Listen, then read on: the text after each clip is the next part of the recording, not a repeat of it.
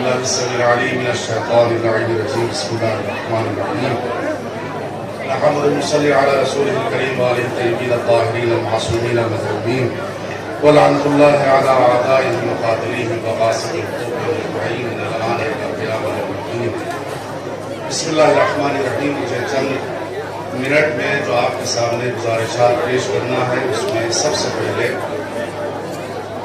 یہ بات عرض کرنا ہے کہ پروردگار عالم نے ہمارے ایسے انسانوں کو نعمتوں سے نوازا ہے اور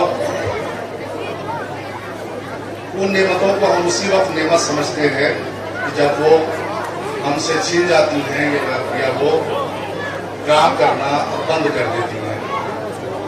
پروردگار عالم نے جو نعمتیں دی ہیں اگر ہم ان کو تقسیم کریں تو ان میں کچھ نعمتیں ایسی ہیں جو ظاہری ہیں، جیسے یہ ہماری آنکھ یا ہمارا کان یا ہمارا ہاتھ یا ہمارے پیر یا ہمارے دل کی دھڑکن یا ہمارے اعضاء و جوارح کا کام کرنا، یہ وہ نعمتیں ہیں جو ظاہری طور پر ہیں جن کو ہم نعمت سمجھتے ہیں، کبھی قدردانی کرتے ہیں، کبھی اس کا شکر ادا کرتے ہیں۔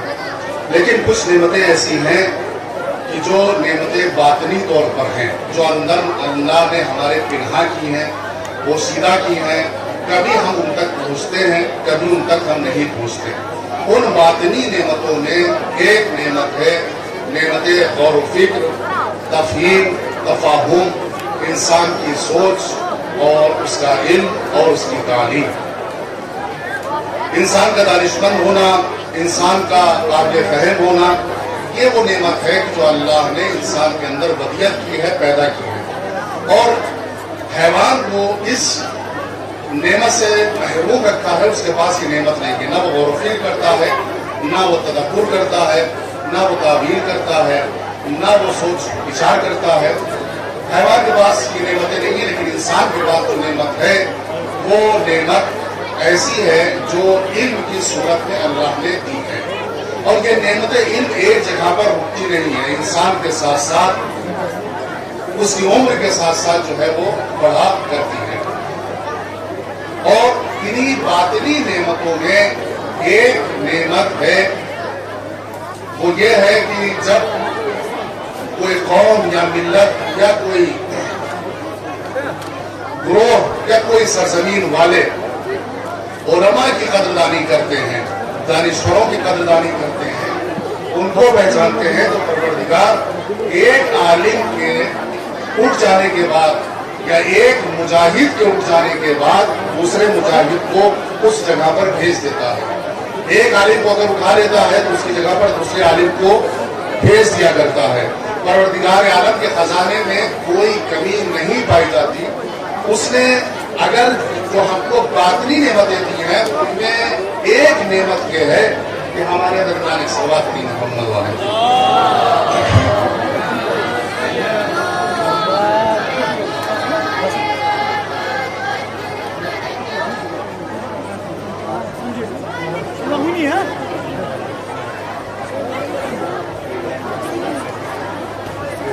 محمد والے محمد صلوات خدمت میں یہ عرض کر رہے تھے کہ علماء اور دانشوروں کا وجود، شہداء کا وجود، صلحاء کا وجود، یہ بھی ایک وہ نعمت ہے جسے اللہ نے ہمیں عطا کیا ہے۔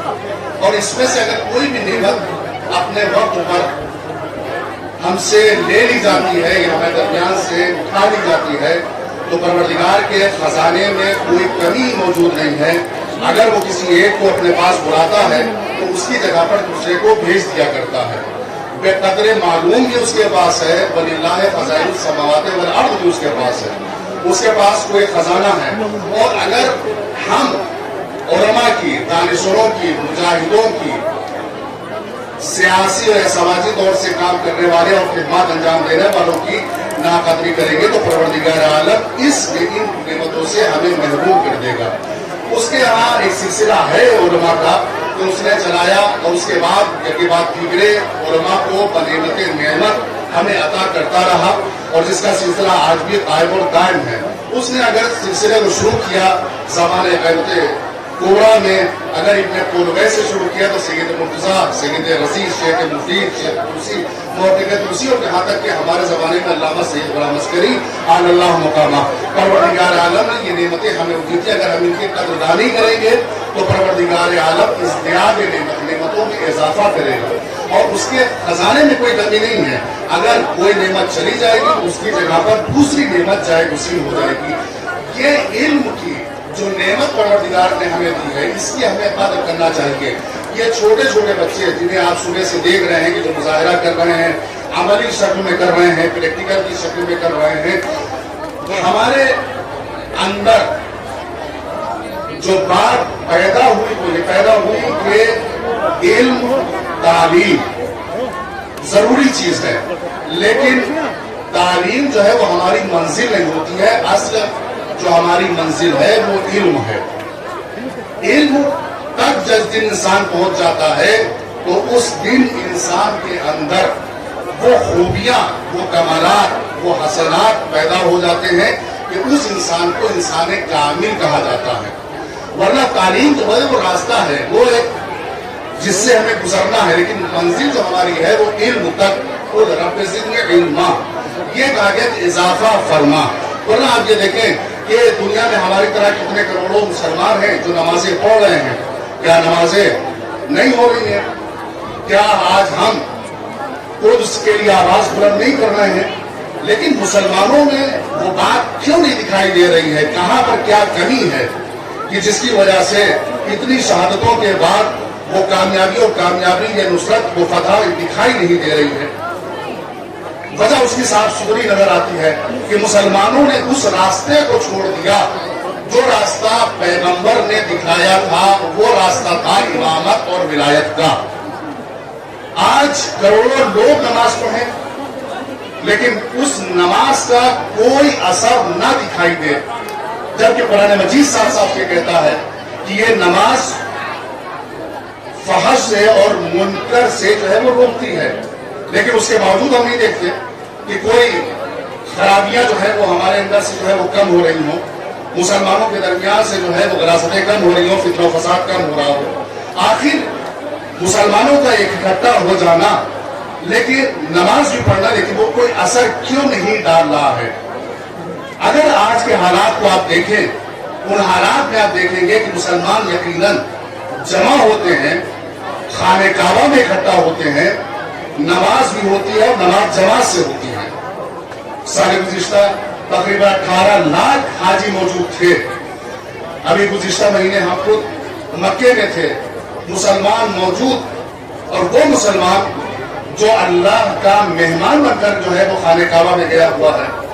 नमाज पढ़ी जा रही है, नमाज पढ़ी जा रही है, बेहतरीन साउंड सिस्टम किया खाने काबा में, संगे मरमर भी लगा हुआ है, बगल में जमजम भी है, हिजरे इस्माइल भी है और मकाम इब्राहिम भी है, सामने खाने खुदा भी है, बेहतरीन क़िरात हो रही है, खूबसूरत इमाम भी है।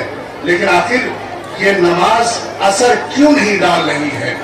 एक तरफ लाखों इंसान खाने काबा में इकट्ठा हों, सारे शराइत मयस्सर हों और सारे शराइत के साथ नमाज अदा की जा रही हो, यहाँ खाने काबा में लाखों इंसान इकट्ठा होकर अल्लाह अकबर कहें और उधर दुश्मन जो है वो गज़ा और लेबनान में बमबारी करे।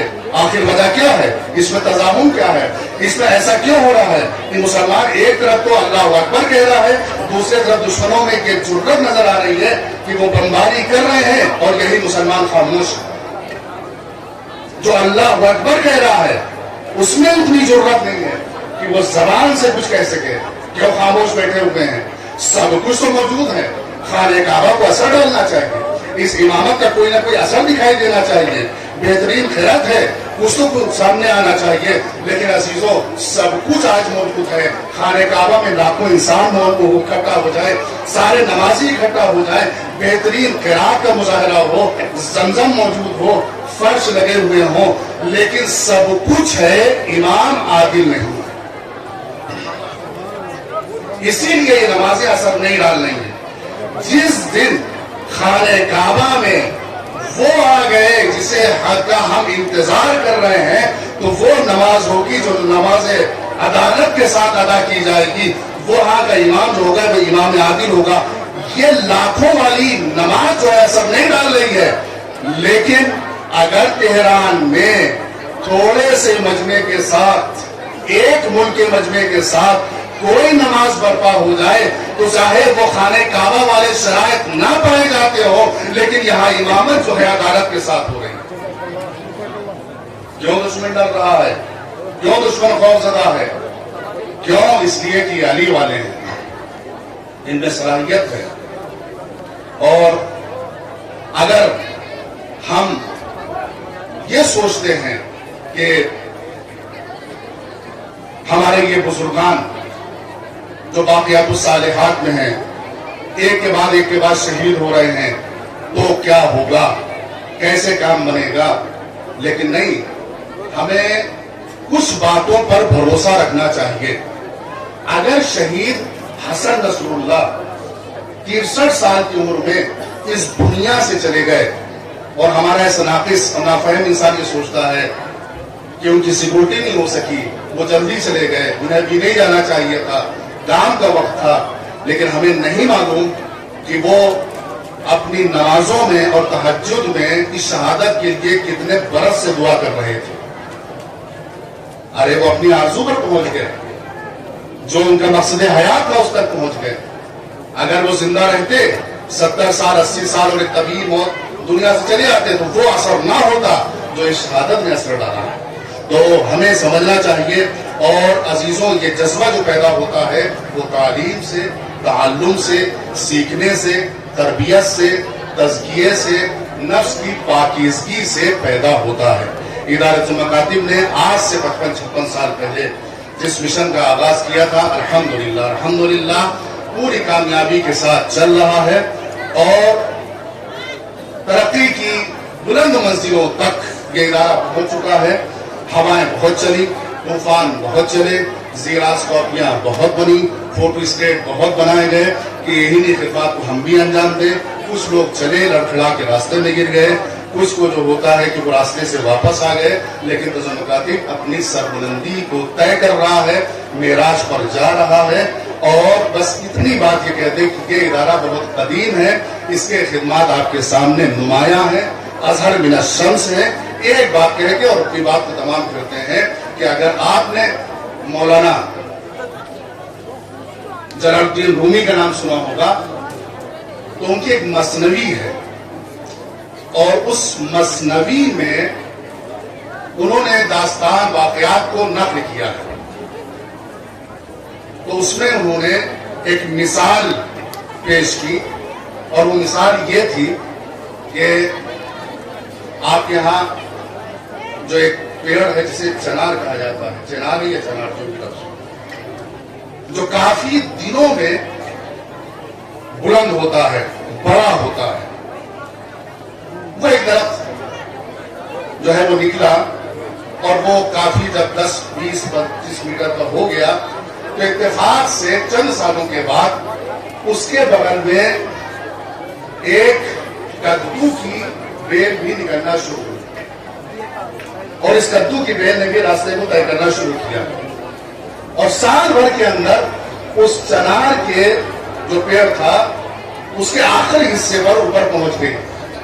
तो उसने ये पूछा, इस कद्दू के बेल ने ये पूछा उस चनार के पेड़ से कि ये बताओ तुमने ये इतना लंबा सफर कितने दिनों में तय किया है?